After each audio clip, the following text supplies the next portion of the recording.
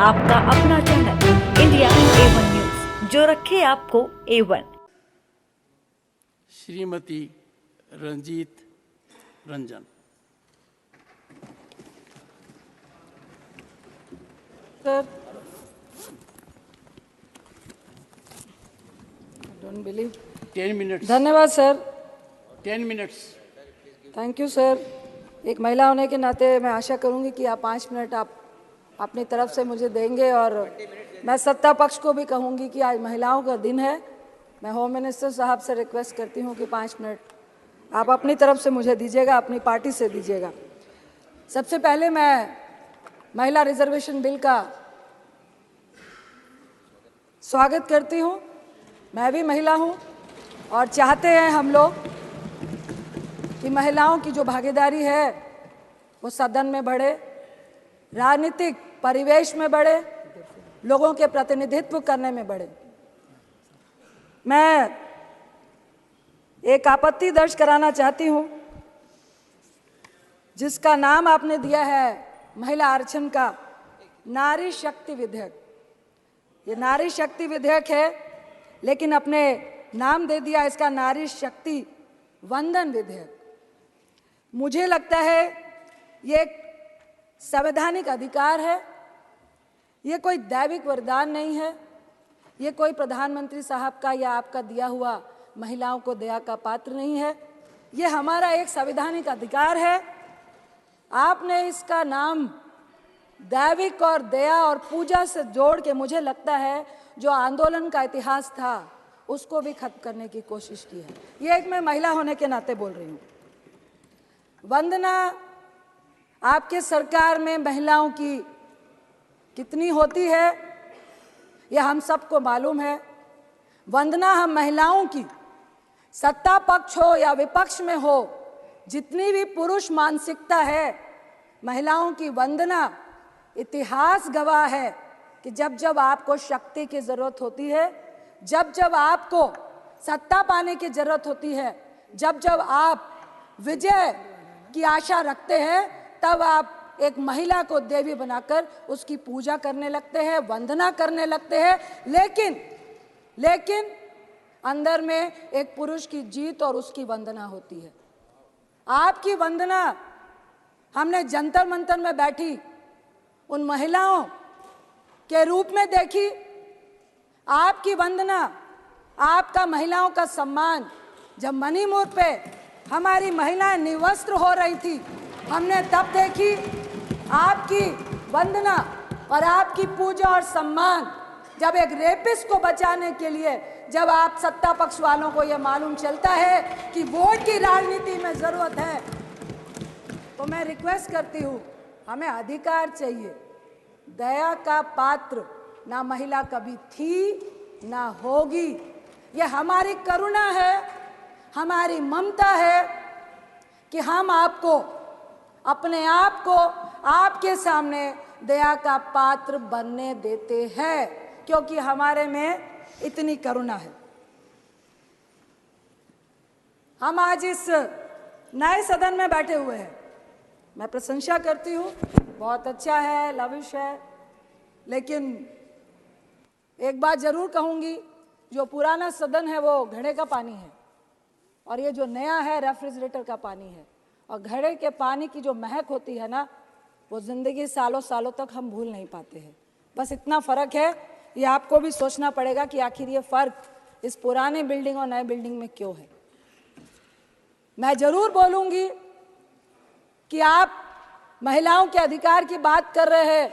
मेघवाल साहब को मैं लोकसभा में कल सुन रही थी टीवी में बैठकर, आप बड़ी बड़ी वंदना और नारी शक्ति की बात कर रहे थे, लेकिन आपकी नारी शक्ति के लिए इतनी बड़ी प्रेरणा है सभापति जी कि जब इस नई बिल्डिंग का उद्घाटन हुआ तो हमारी महिला राष्ट्रपति आदरणीय मुर्मू जी को उद्घाटन तक में नहीं बुलाया गया। यह है आपकी नारी वंदना।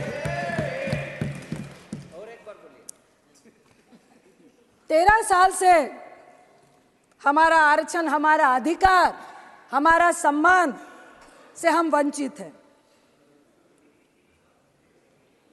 लेकिन मुझे आपके इस बिल में नजर आता है 13 साल से राज्यसभा में हम लोगों ने पारित किया था और आज आप इसको लेकर आए हैं, अरे प्लीज सुनिए ना।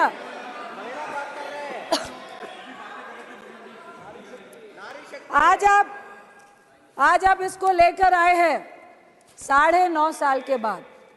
2014 में आप सत्ता में आए, आपके मैनिफेस्टो में था महिला आरक्षण देना है।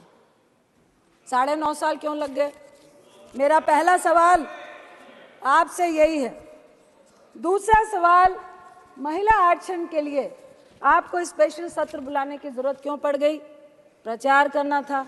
जो लाइमलाइट लेने की आदत आपको हमेशा से रही है, इसमें भी महिलाओं को भी आपने यूज किया है। तीसरा सवाल, आपने कहा जातीय जनगणना और परिसीमन का पेच जो आपने लगाया है, क्यों लगाया? मैं आपसे पूछती हूं, आपने इसका जवाब दे रहे थे कल कि अगर हम ये नहीं कहते तो आप पीआई लेकर सुप्रीम कोर्ट जाते।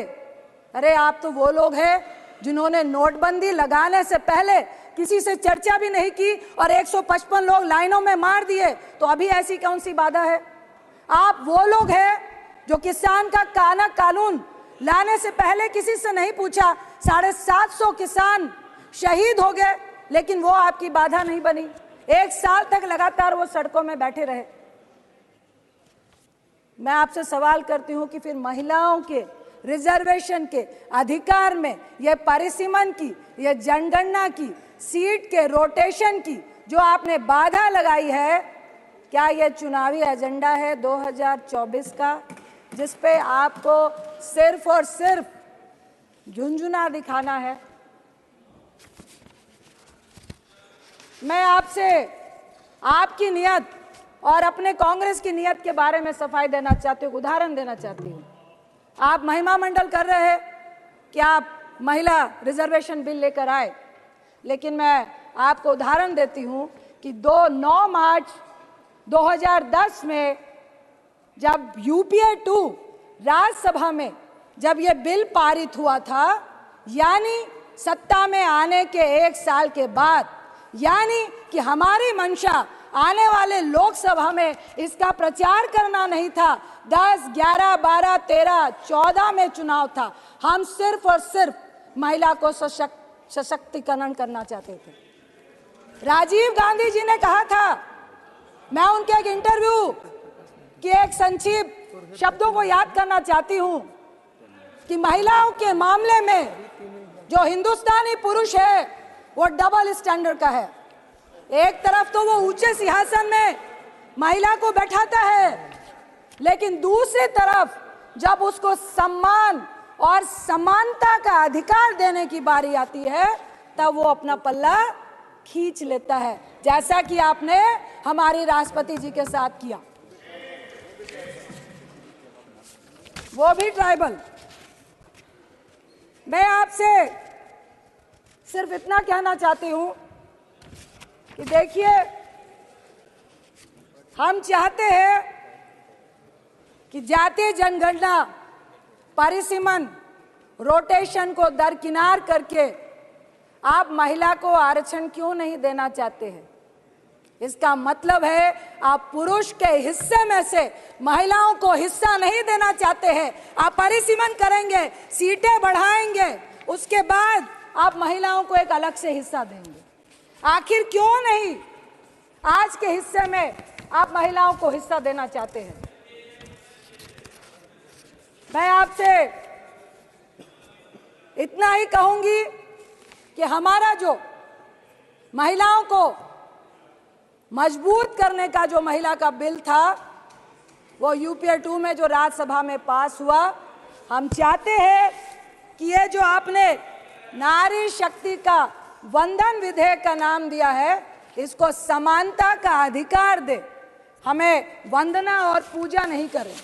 इसके साथ मैं आपसे जरूर कहूंगी कि हम चाहते हैं कि ये बिल पास हो, SC ST के साथ OBC महिलाओं को भी अधिकार मिले, क्योंकि हमारी और आपकी जैसी महिलाएं संघर्ष करके आई हैं, कल भी आ जाएंगी।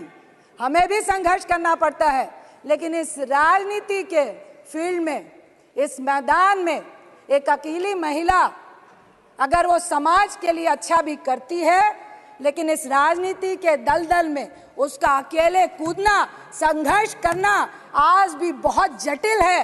क्योंकि अगर महिला मजबूत है, आपके साथ कंधे से कंधा मिलाकर चलना चाहती है, अपनी राय रखना चाहती है, वो जो पुरुष मानसिकता है उसको गवारा नहीं है। हम चाहते हैं, मैं अपनी पक्ष की महिलाओं से भी कहूंगी कि जब मणिपुर की घटना घटी, जब किसी भी रेप की घटना घटती है, जब हमारी पहलवान बच्चियां बैठती है, आपका समय समाप्त हो रहा है। समानता का अधिकार दिया है आपने महिलाओं को, ऐसा अधिकार दिया है समानता का अपनी महिला मंत्रियों को कि उनको कह दिया जाता है कि एक शब्द भी महिला के शोषण के खिलाफ आपका निकलना नहीं चाहिए। ऐसी समानता और ऐसी दैवीय शक्ति हमें आपकी नहीं चाहिए, हमें अपना अधिकार चाहिए। इसके साथ ही मैं एक कविता का अंश पढ़ के अपनी बात को खत्म करना चाहूंगी। नारी के ऊपर एक कविता है, उतारो मुझे जिस क्षेत्र में सर्वश्रेष्ठ कर दिखाऊंगी, औरों से अलग दिखने में कुछ अलग करके ही जाऊंगी। चाह नहीं है एक अलग नाम की, इसी को महान बनाऊंगी। नारी हूं मैं इस युग की, नारी की अलग पहचान बनाऊंगी। जो सदियों से देखा तुमने लिपटी साड़ी में कोमल तन को, घर घर में रहती थी वो, पर जान न सके थे उसके मन को। झुकी हुई सी नजरें थी, वाणी मध्यम मधुर सी थी, फिर भी तानों की आवाज प्रबल थी। हिम्मत ना थी उफ करने की, अब बदल गई है ये पहचान। अब बदल गई है ये पहचान। नारी की ना साड़ी परिभाषा, वाणी अभी भी मध्यम मधुर सी, पर कुछ कर गुजरने की है प्रबल सी आशा। चाहे जो भी मैं बन जाऊं, गर्व से नारी ही कहलाऊं। मुझे गर्व है कि आज सभापति की चेयर में हमारी ओलंपियन पीटी उषा जी बैठी हैं। मेरा बचपन का सपना था, जब मैं पूजा में जाती थी और गॉड से विश करती थी, मुझे राजनीतिक व्यक्ति नहीं बनना था कि मुझे पीटी उषा जी की तरह गोल्ड मेडल लेना है। एक ही बात कह के मैं अपनी बात को खत्म करूंगी कि महिलाओं के समानता के अधिकार के लिए, चाहे राज्यसभा हो चाहे लोकसभा हो, हम सब महिलाओं को एकजुट होकर अपने सम्मान और अधिकार के लिए एक होना पड़ेगा। यही कह के मैं, ऐतिहासिक दिन है महिलाओं के लिए, इसलिए मैं इस बिल का समर्थन करती हूं और चाहती हूं कि ये आपके झोले में, पिटारे में चला नहीं जाए। और ये जो 2019 का आपने झुंझुना पकड़ाया है, अगर सही मायने में आप महिलाओं को हक देना चाहते हैं तो कुछ तोड़ निकालिए और ये परिसीमन और जनगणना से पहले महिलाओं का हक उनके सामने रखिए। आपका बहुत बहुत धन्यवाद। Thank you.